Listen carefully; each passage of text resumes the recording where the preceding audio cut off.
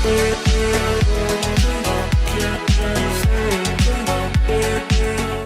Students, welcome to फीके education. आज हम अपनी सीरीज को कंटिन्यू करते हुए चैप्टर जो 7 है डायरेक्टिंग, उसके कुछ शॉर्ट आंसर्स डिस्कस करेंगे जो कि आपके एग्जाम पॉइंट ऑफ व्यू से काफी इंपॉर्टेंट होने वाले। पहले ही हमारा क्वेश्चन है, what is meant by directing. तो डायरेक्टिंग का मतलब होता क्या है? तो डायरेक्टिंग कहीं ना कहीं एक मैनेजरियल फंक्शन है, मतलब मैनेजमेंट का एक फंक्शन है, जिसमें हमने डिस्कस किया था प्लानिंग, ऑर्गेनाइजिंग, स्टाफिंग, डायरेक्टिंग और कंट्रोलिंग। तो डायरेक्टिंग है क्या? दैट इन्वॉल्व्स इंस्ट्रक्टिंग, मतलब इंस्ट्रक्ट करना किसको? एम्प्लॉइज को। गाइड करना किसको? एम्प्लॉइज को, ताकि उनको काम प्रॉपरली समझ में आता रहे। सुपरवाइज करना मतलब उनको वॉच करना कि वो काम जो मिला हुआ है उसको सही तरीके से परफॉर्म कर रहे हैं कि नहीं कर रहे हैं। और मोटिवेटिंग एम्प्लॉइज, ताकि क्या हो सके, वो अपने वर्क को एफिशिएंटली कर सके, ताकि हम अपने ऑर्गेनाइजेशन के ऑब्जेक्टिव्स को क्या कर सके, अचीव कर सके। तो कहीं ना कहीं इंस्ट्रक्ट करना, इंस्पायर करना, गाइड करना, है ना, और मोटिवेट करना एम्प्लॉइज को, सुपरवाइज करना एम्प्लॉइज को, है ना। तो ये हमारा कहीं ना कहीं क्या हो जाता है, डायरेक्टिंग हो जाता है। तो it helps in translating plans into action by providing clear guidance and support. तो कहीं ना कहीं डायरेक्टिंग नहीं होगा तो जो आपके प्लान्स होंगे वो प्लान्स आइडियल रह जाएंगे। वो आइडियल रह जाएंगे मतलब ये इसमें किसी भी तरीके का इंप्रूवमेंट नहीं होगा, ना ही हम अपने जो प्लान्स हैं उनको एग्जीक्यूट। इसलिए हमने जब एमसीक्यू क्वेश्चन डिस्कस किया था तो उसमें लिखा था कि directing is a executive function of manager. Executive क्यों? क्योंकि एक्चुअल में जो ये प्लान जब ग्राउंड लेवल पे वर्क करते हैं तो ये कहीं ना कहीं कौन सी प्रोसेस कराती है? डायरेक्टिंग प्रोसेस कराती है। तो पहला क्वेश्चन हमारा, व्हाट इज डायरेक्टिंग। तो directing is a managerial function that involves instructing, guiding, supervising and motivating employees to work efficiently towards achieving organisational objectives. तो कहीं ना कहीं हमारे जो प्लान्स हैं उनको एक तरीके से क्लियर गाइडेंस और सपोर्ट के साथ जो एक्शन है उसमें बदलती है या प्रोवाइड करती है। नेक्स्ट हमारा जो क्वेश्चन है, what are the main elements of directing. तो यदि मेन एलिमेंट्स की हम डायरेक्टिंग की बात करें तो सबसे पहला एलिमेंट आ जाएगा क्या? सुपरविजन। सुपरविजन का मतलब है overseeing the work of employees. तो जो हम वर्क देख रहे हैं एम्प्लॉइज का, कि एम्प्लॉइज को जो काम दिया गया है वो फेयर फ्री मैनर में कर रहा है कि नहीं कर रहा। क्योंकि आपने अगर काम दे दिया और आप उसको सुपरवाइज नहीं करोगे तो कहीं ना कहीं वो एक वेस्ट एक्टिविटी या वेस्टफुल एक्टिविटी ऑर्गेनाइजेशन के लिए हो सकती है। तो पहला एलिमेंट है हमारा सुपरविजन। दूसरा है हमारा मोटिवेशन। मोटिवेशन क्यों? क्योंकि टाइमली यदि आप अपने एम्प्लॉइज को मोटिवेट नहीं करोगे तो वो कहीं ना कहीं काम को लेके एक नेगेटिव थॉट माइंड में क्रिएट करता रहेगा और जो उसकी एफिशिएंसी होगी वो कहीं ना कहीं डिक्रीज होती रहेगी। तो मोटिवेटिंग मतलब क्या, कि एम्प्लॉइज के अंदर एक पॉजिटिव एटीट्यूड, पॉजिटिव एक तरीके का मेंटल स्टेट उसका क्रिएट करना, ताकि वो ऑर्गेनाइजेशन के लिए अच्छा परफॉर्म कर सके। इसके बाद लीडरशिप आती है। लीडरशिप का मतलब क्या होता है? कहीं ना कहीं बिना लीडर के, या जैसे हम देखते हैं कोई एक टीम है, अगर उसमें कोई कैप्टन नहीं है और वो कैप्टन सही तरीके से पूरे टीम मेंबर्स को इन्फ्लुएंस नहीं कर पाए, अपनी बातें नहीं रख पाए, तो कभी भी टीम विन नहीं करेगी। मतलब क्या होता है कि कोई एक लीडर होना जरूरी है, ताकि वो क्या कर सके, जो थॉट्स हैं, जो एफर्ट्स हैं, उनको क्या करे, उस ऑर्गेनाइजेशन गोल की तरफ क्या कर सके, डायरेक्ट कर सके। लास्ट है हमारा कम्युनिकेशन। कम्युनिकेशन का मतलब क्या होता है? कहीं ना कहीं इंफॉर्मेशन शेयर करना ऑर्गेनाइजेशन में इफेक्टिवली, ताकि किसी भी तरीके का एक ऑर्गेनाइजेशन में इंफॉर्मेशन गैप क्रिएट ना हो और ना ही किसी तरीके की क्या ना हो, मिस इंफॉर्मेशन ना हो। क्योंकि कहीं ना कहीं ऑर्गेनाइजेशन में यदि मिस इंफॉर्मेशन होगी या कम्युनिकेशन गैप होगा, इससे ऑर्गेनाइजेशन को सफर करना पड़ सकता है। तो हमारे 4 एलिमेंट्स है ना, supervision, motivation, leadership and communication. Next हमारा, what is the importance of supervision in directing. देखिए आप, सुपरविजन क्यों जरूरी है, क्यों इंपॉर्टेंट है काय में? डायरेक्टिंग। तो यदि हम देखें, सुपरविजन क्या करता है? इंश्योर्स करता है कि जो एम्प्लॉय है वो अपने टास्क को जैसा स्टैंडर्ड सेट किया गया उस हिसाब से परफॉर्म कर रहा है कि नहीं कर रहा। It helps in maintaining discipline. Simple है, यदि सुपरवाइजर होगा कहीं ना कहीं ऑर्गेनाइजेशन में डिसिप्लिन क्रिएट होगा। गाइडेंस, अगर एम्प्लॉइज को किसी तरीके की प्रॉब्लम आती है तो उनको गाइडेंस करना। इसके बाद है इंप्रूविंग प्रोडक्टिविटी। कहीं ना कहीं जो एम्प्लॉइज की प्रोडक्टिविटी है उसको भी इंप्रूव करना। तो सुपरविजन क्या करता है? एक लिंक का काम करता है, किसके बीच में? मैनेजमेंट के बीच में और वर्कर्स के बीच में सुपरवाइजर काम करता है। काय का? एक लिंक का मैनेजमेंट और वर्कर्स के बीच में, ताकि जो भी प्रॉब्लम्स हैं उसको सॉल्व करके और जो एम्प्लॉइज का मॉरल है उसको बूस्ट किया जा सके। क्योंकि सिंपल है, आप किसी को काम दे दो और काम देने के बाद उसको वॉच नहीं करो, इंस्ट्रक्ट नहीं करो, गाइड नहीं करो, मोटिवेट नहीं करो, तो कहीं ना कहीं वो अपना बेस्ट देने की कोशिश नहीं करेगा। हो सकता है वो उसी काम में क्या होता रहे, डिमोटिवेट होता रहे। तो ये हमारे इंपॉर्टेंस थी काय के लिए? सुपरविजन। अगला है what do you understand by motivation. अब मोटिवेशन का मतलब क्या हो, तो कहीं ना कहीं मोटिवेशन क्या है, एक प्रोसेस है जहां पे हम क्या करते हैं, स्टिमुलेट करते हैं और एनकरेज करते हैं। किसको एनकरेज करेंगे, एम्प्लॉइज को। क्यों एम्प्लॉइज को एनकरेज करेंगे, ताकि वो क्या कर सके, परफॉर्म, खुद उसकी ड्यूटी जो है वो उसको अच्छे से परफॉर्म कर सके, इंटरेस्ट के साथ और एक एंथुसियाज्म के साथ, मतलब कि एक पॉजिटिव तरीके से ऑर्गेनाइजेशन के लिए वर्क कर सके, उत्साह पूर्वक। मतलब कि वो ऐसा नहीं कि आया और फिर डल होके और ऑर्गेनाइजेशन में कंट्रीब्यूशन दे रहा है, तो कहीं ना कहीं वो एक नेगेटिव हो जाएगा ऑर्गेनाइजेशन। तो it helps in improving efficiency, reducing employees turnover and achieving organisational goal by satisfying personal need of the employees. तो कहीं ना कहीं यदि मोटिवेशन किसी ऑर्गेनाइजेशन में होगा तो उस मोटिवेशन से फायदा क्या होगा, उस मोटिवेशन से सबसे पहले एफिशिएंसी इंप्रूव होगी, दूसरा एम्प्लॉइज का टर्नओवर। यहाँ पे टर्नओवर का मतलब होता है लीविंग ऑफ जॉब, मतलब कि जो एम्प्लॉय है वो क्या कर रहा है, काम छोड़ के जा रहा है, लीविंग ऑफ जॉब, है ना। तो काम छोड़ के नहीं जाएगा, कब नहीं जाएगा, जब मोटिवेट होगा। इसके बाद है ऑर्गेनाइजेशन के गोल्स टाइमली अचीव होंगे और जो एम्प्लॉइज की पर्सनल नीड है वो भी क्या हो जाएगी, फुलफिल हो जाएगी। नेक्स्ट है हमारा explain the role of communication in directing, मतलब कम्युनिकेशन का क्या रोल है टाइम में, डायरेक्टिंग में क्या रोल। तो कहीं ना कहीं यदि हम कम्युनिकेशन की बात करें तो कम्युनिकेशन में क्या होता है, इंफॉर्मेशन शेयर होती है, आइडिया शेयर होता है और इंस्ट्रक्शन शेयर होते हैं, इसके बीच में मैनेजर्स और एम्प्लॉइज के बीच में। तो जब ये आइडिया, जब ये इंफॉर्मेशन शेयर होगी तो कहीं ना कहीं ऑर्गेनाइजेशन में एक तरीके का जो गैप क्रिएट हो रहा होगा वो गैप क्रिएट नहीं होगा। इसके अलावा इफेक्टिव कम्युनिकेशन क्या करता है, कोऑर्डिनेशन ऑर्गेनाइजेशन में लाता है।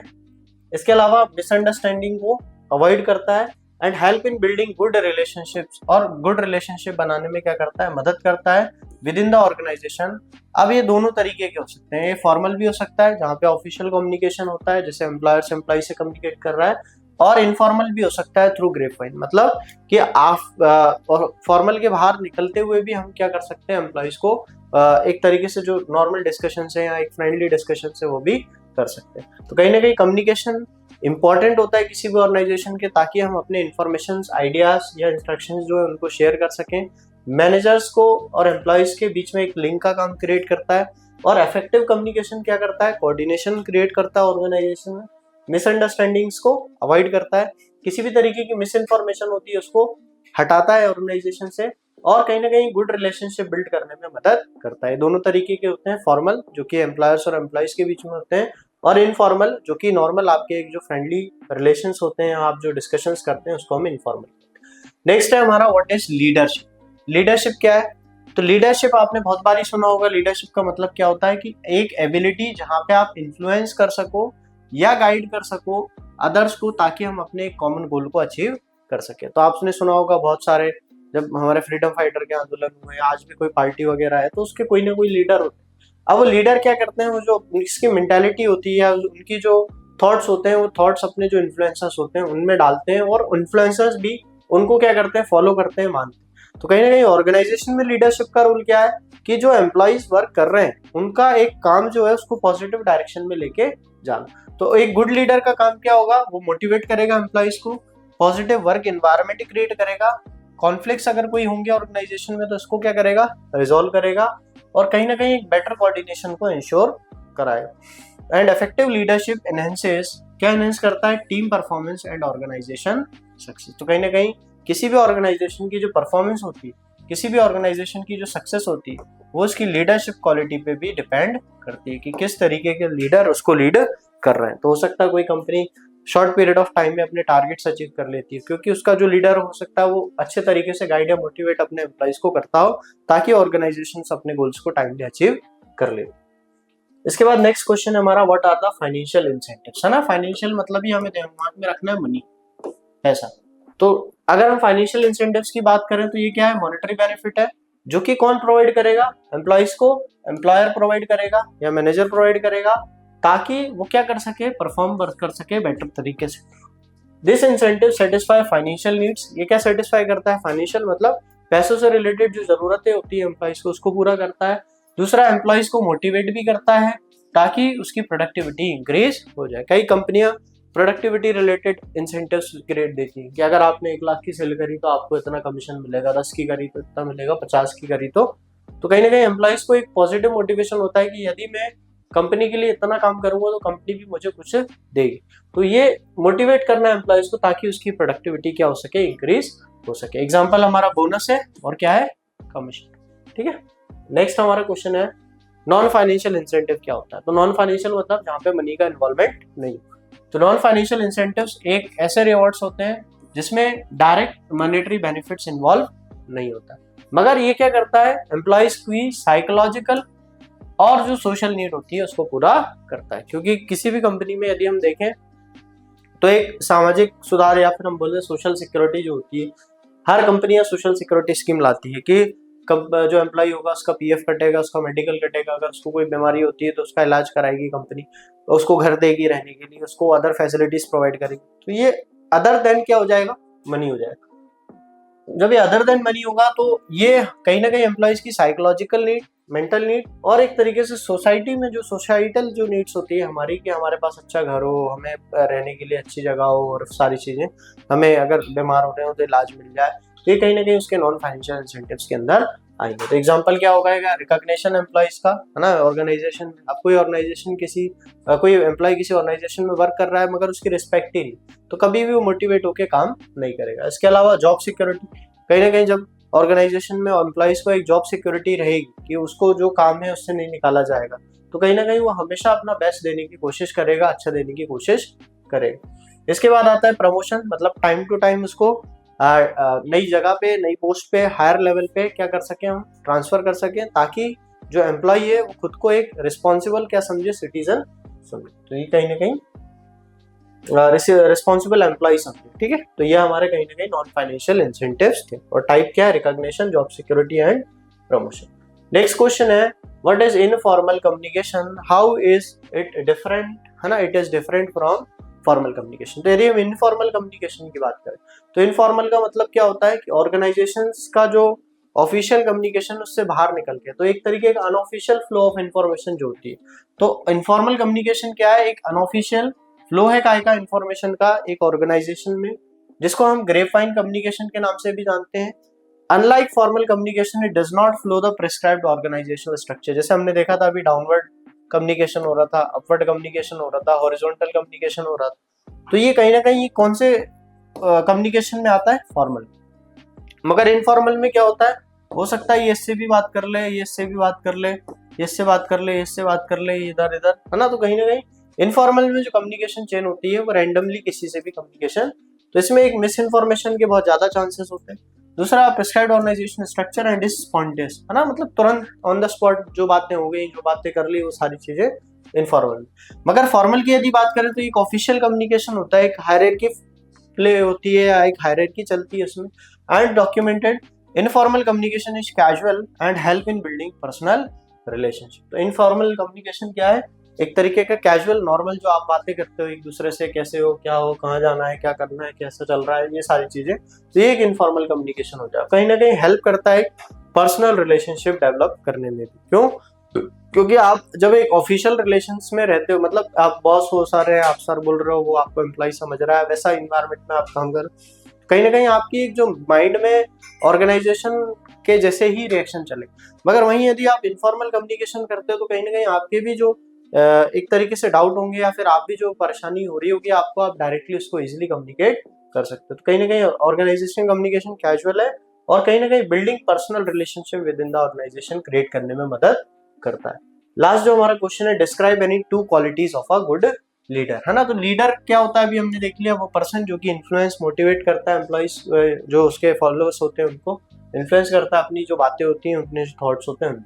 तो कहीं ना कहीं गुड लीडर में कम्युनिकेशन स्किल होनी चाहिए, क्योंकि बिना कम्युनिकेशन स्किल के वो खुद को रिप्रेजेंट नहीं कर पाएगा, ना ही अपने थॉट को प्रेजेंट कर पाएगा, जो कि कहीं ना कहीं गैप क्रिएट करेगी उसके बीच में और उसके जो फॉलोअर्स होंगे उनके बीच। तो गुड लीडर में क्या होना चाहिए, must have communicate clearly to ensure that subordinate understand instructions and expectations, है ना, कि सबऑर्डिनेट जो भी इंस्ट्रक्शंस हैं और जो भी उनकी एक्सपेक्टेशंस हैं उनको हम क्या कर सके, समझ सके। दूसरा डिसीजन मेकिंग एबिलिटी होनी चाहिए। अब आपने किसी को लीडर बना लिया, अब लीडर बना के कोई नया कुछ चीज आ गई, मगर अब ये लीडर ही डिसाइड नहीं कर पा रहा कि इस पर रिएक्ट कैसे करना। तो जब यही नहीं डिसाइड कर पाएगा तो उसके जो फॉलोअर्स होंगे वो भी क्या नहीं कर पाएंगे, डिसाइड नहीं कर पाएंगे। तो कहीं ना कहीं उसकी जो डिसीजन मेकिंग एबिलिटी होगी वो स्ट्रांग होनी चाहिए, वो अच्छी होनी चाहिए, और वो कैपेबल होना चाहिए, क्विक डिसीजन ले सके और इफेक्टिव डिसीजन ले सके किसी भी चैलेंजिंग सिचुएशन, ताकि जो उसके फॉलोअर्स हैं वो भी उसको देख के मोटिवेट हो सके। और ये कहीं ना कहीं हेल्प करता है काय में, एफिशिएंसी और gaining the trust of the team member. तो कोई अगर ऐसा लीडर है जो कि किसी भी सिचुएशन में बहुत कामली हैंडल सिचुएशन को कर लेता है, बहुत कामली डिसीजन ले लेता है, तो कहीं ना कहीं उस जो लीडर होगा उसके जो एम्प्लॉइज होंगे वो भी इससे सेटिस्फाइड होंगे, या जो फॉलोअर्स होंगे वो भी इससे सेटिस्फाइड होंगे। तो दो हमारे क्वालिटीज थे लीडर की, एक तो अच्छी कम्युनिकेशन स्किल होनी चाहिए, दूसरा उसकी डिसीजन मेकिंग एबिलिटी भी अच्छी होनी चाहिए। तो ये टोटल हमारे 10 शॉर्ट आंसर्स क्वेश्चंस थे जो कि आपके एग्जाम पॉइंट ऑफ व्यू से काफी इंपॉर्टेंट है। इसके साथ ही हम लॉन्ग आंसर्स और आगे के जो चैप्टर्स हैं उसके वीडियोस भी आपके लिए लेके आएंगे। तो यदि आपको वीडियो अच्छी लगी है तो वीडियो को लाइक करें, चैनल पे नए हैं तो चैनल को सब्सक्राइब करें, ताकि ऐसे ही और इन्फॉर्मेटिव वीडियोस हम आपके लिए लाते हैं। Thank you.